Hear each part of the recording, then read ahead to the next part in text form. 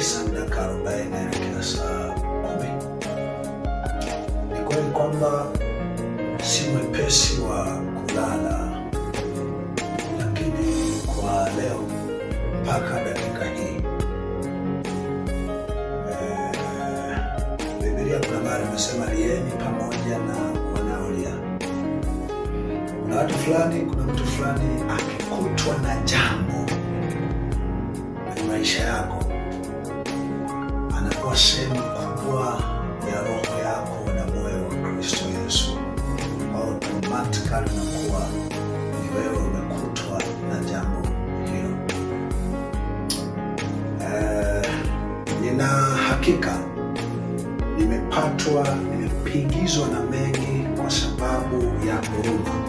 Kwa nini mwingine anapoumia na wewe uwe unaumia? Sisi nataka mtu fulani akiwa naumia, wewe unacheka, wewe uwe unapata raha. Sijajua mimi na moyo wa aina gani na siwezi kujizuia. Kwa hiyo mpaka muda huu niko na watoto wangu ndani, kuna mke wangu hapa na ameshindwa kulala, kuna Modesta, lakini pia niko na vijana kadha wa kadha ambao wako hapa kanisani kwa sehemu kubwa. Ni jambo gani nimetaka tujue? Kwamba kuna watu duniani ni sehemu kabisa ya mwili,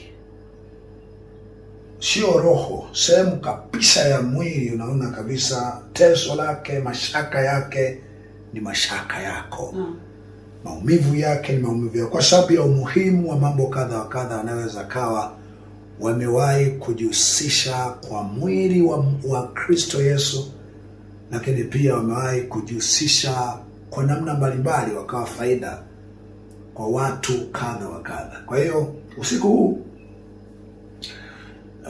pana tukio na matukio ambayo yanafanyika mahali fulani. Sitaongea lolote. Kama nilivyo mimi, wakati mwingi nimekuwa nikitoa taarifa kwamba ukiniona nimetokea naongea, ujue nitafika maeneo ambayo nafsi yangu haitakuwa na deni. Yaani nitakuwa nimejua kabisa hili niloongea likinikuta lolote, nafsi yangu haina deni. Kwa hiyo sijataka kufafanua ni kwa nini, lakini wewe jua tu usiku huu wa tarehe 3, sasa inaelekea saa 10 alfajiri, nipo, wangu yupo, binti yangu hapo Modesta na vijana wangu kadha wa kadha wapo wametulia. Otherwise utakuja kufafanua vizuri wakati mwingine ni kwa nini mpaka kuna kucha siku kama hii ya leo havilaliki. Asante kwa kunisikiliza. Yatoshe hivyo na yabaki hivyo. Sijua kama kina Kajovile wanala kuzoa. Hatuna la kusema mzee. Mioyo yetu tayari iko kwenye fedhea na maumivu, maswali mengi. Kwa hiyo ukiongea wakati kama huu naweza tukaribu. Kwa hiyo natosha uliongea.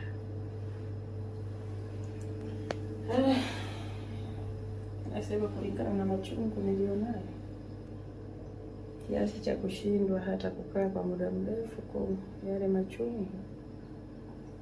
Nipiga na mambo Mungu tu atutie nguvu kujenga mwili wa Kristo katika kizazi kiovu. Asante.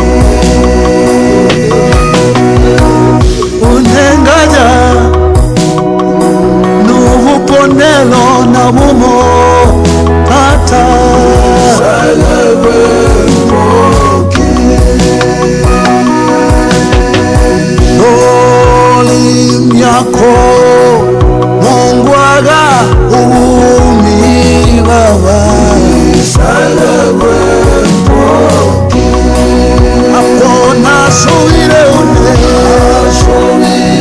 asubire une